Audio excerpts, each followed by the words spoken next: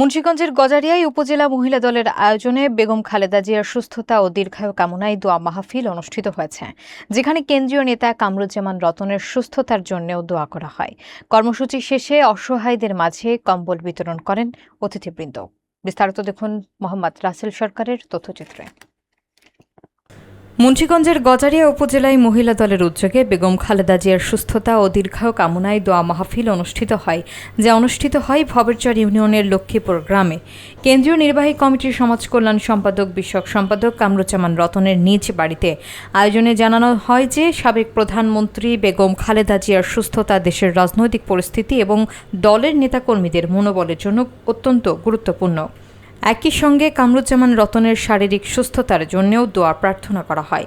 দোয়া মাহফিল শেষে অতিথিরা স্থানীয় অসহায় এবং দরিদ্র মানুষের মাঝে কম্বল বিতরণ করেন, যা শীতপ্রবণ এলাকায় মানবিক সহায়তা হিসেবে উল্লেখযোগ্য ভূমিকা রাখে। অনুষ্ঠানে প্রধান অতিথি ছিলেন বিএনপির মনোনীত প্রার্থী কামরুজ্জামান রতন, আর বিশেষ অতিথি ছিলেন তার সহধর্মিণী নূরে জান্নাত রোশনি। সভাপতিত্ব করেন উপজেলা মহিলা দলের সভাপতি রাজিয়া সুলতানা আইবি।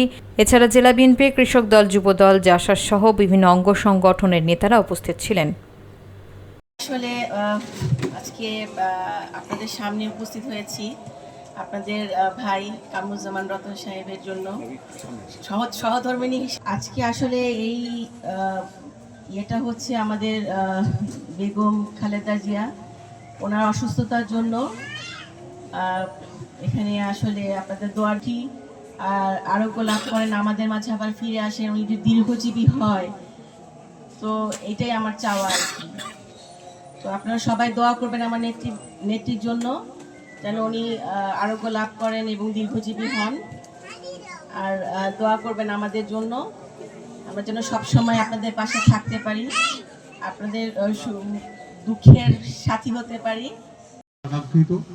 এবং আমাদের সহধর্মিণী উনি আমেরিকা ছিলেন এবং আপনাদের সাথে দেখা সাক্ষাৎ করার জন্য উনি অত্যন্ত ছটফট করছেন কখন আপনাদের সাথে মিলিত হবে।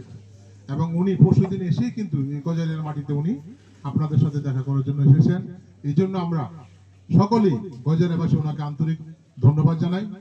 পাকিস্তানে ছিল না, শেখার আমার গুলা সাহেব কি ছিলেন, এমপি ছিলেন সেই কত সালে 1970-এর নির্বাচনে। আমরা তখন 7 বলি, তাই না? তারপরে পরবর্তী নির্বাচনে আমরা দীর্ঘ হইতে পারি না। এবার আশা করি কিছু কিছু সুযোগের কথা বলে দেয় যে এমপি হইতে পারবো। তাই এবার আওয়ামী লীগ মাঠে নাই। আমরা কোনো দুশ্চিন্তা করি না যে মুসলিম যারা স্বতন্ত্র খারাপ অমুক করবো, ওই স্বতন্ত্র এখন খায় না পাবলিকে।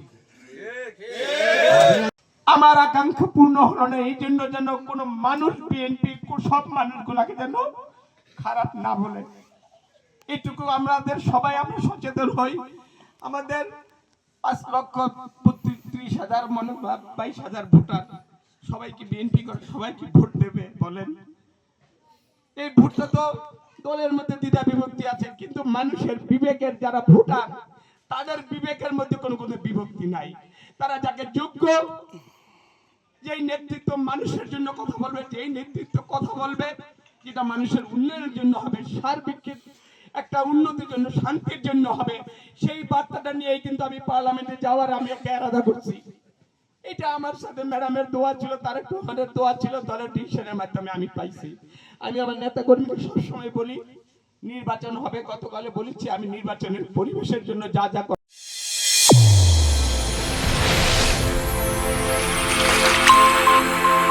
চ্যানেল A1 হৃদয়ের স্পন্দন।